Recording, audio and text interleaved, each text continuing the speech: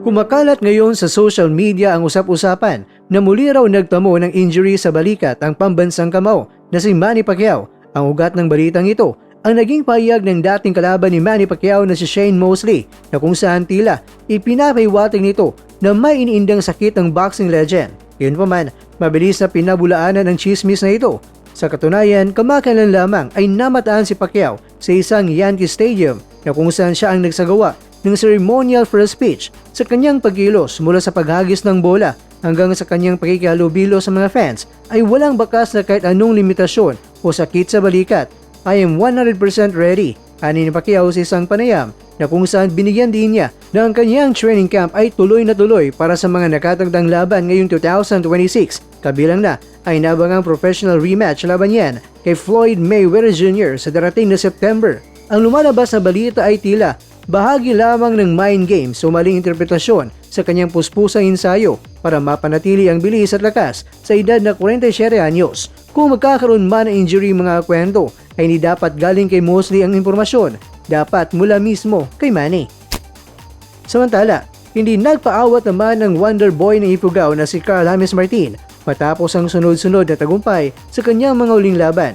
Opisyal na indiniklara ng kanyang kampo na ang tanging target nila ngayong taon ay makasungkit ng mailap na world title belt. Dahil sa kanyang malinis na record at bilis sa loob ng ring, marami ang naniniwala na ito na ang tamang panahon para kay Martin.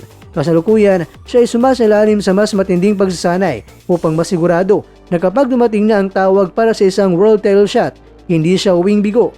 Utom tayo sa tagumpay at para ito sa karangalan ng Pilipinas, ayon sa kampo ng boksingero. Samantala, nasa baluarte na ng kalaban ang pambato ng Pilipinas sa si Mel Pardo na may katara ngayon na 13 wins, 3 losses, 2 draws at meron siyang 11 knockouts para sa nalalapit na IBF Flyweight Title Eliminator laban yan kay Tobias Reyes na may katara ngayon na 18 wins, 1 loss, 1 draw at meron siyang 16 knockouts. Ngayong darating na April 11 na yan mga kwento at ang laban ay gaganapin sa Santa Fe, Argentina, ang mismong home region ni Reyes. Narito naman ang detalye ng bakbakan. Ang nakataya, ang mananalo sa labang ito ay magiging mandatory challenger para sa IBF Flyweight title na kasalukuyan na hawak ngayon ni Masamichi Yabuki. Pangalawa, power punchers. Inasa ng isang mainit na laban dahil kapwa knockout artist ang dalawa. Si Reyes ay may 88% knockout ratio habang itong si Pardo naman ay meron siyang 84%. Karanasan sa dayuhan, hindi na bago kay Pardo ang lumaban sa labas ng bansa dahil ito na ang kanyang ikawalong beses na sasabak sa dayuhang lupa. Mga kakwento, matapos ang ilang pagkadapa noong 2024 laban kina Tanung Saksimsri at Manja Joanna, muling nahanap ni Pardo ang kanyang forma sa dalawang huling panalo.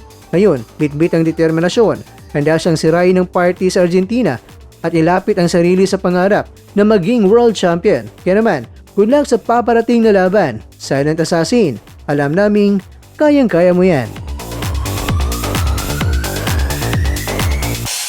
Sa bawat suntok, may pangarap. Sa bawat... Mga kakwento, hanggang dito na lang muna ang ating kwentuhan. Huwag kalimutan na mag-like, share at subscribe.